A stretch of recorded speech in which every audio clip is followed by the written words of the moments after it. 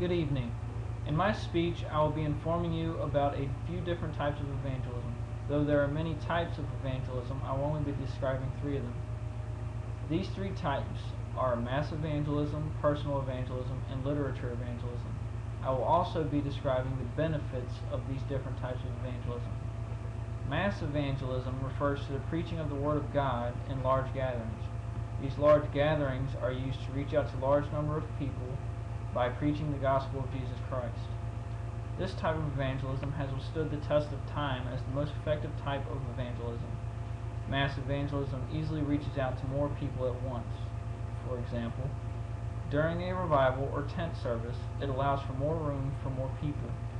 Also, the large gathering sparks curiosity amongst other people to see what is going on. In personal evangelism, individual Christians are directly involved in presenting the Word of God to those who have not heard it. This involves visiting, contacting, and talking to people in their homes. Personal evangelism has the advantage of being quite direct. This directness includes the possibility of meeting the individual needs of that person. It also reaches out to those who normally would not go to a meeting to hear the Word of God. Unfortunately, personal evangelism has the disadvantage of individual Christians' preparation being limited, which hinders the clarity of the message in the given amount of time. Literature evangelism involves the use of books to direct people's attention towards the Word of God. Oftentimes, people will disregard something that they are told until they read it in a book. The advantage of literature evangelism is that it is valued when there are no trained witnesses available. Literature evangelism opens up the possibility for a full explanation of the message. Also, if there is something that was misunderstood, that person can always go back to the literature to answer their question. Some of the benefits of mass evangelism include reaching out to more people at one time. Also, the large gathering causes more people to become interested in what is going on. Benefits of personal evangelism include allowing the witness to get closer to the person they are witnessing to. The face-to-face interaction may mean more to the person being witnessed to rather than a phone call or a large group setting.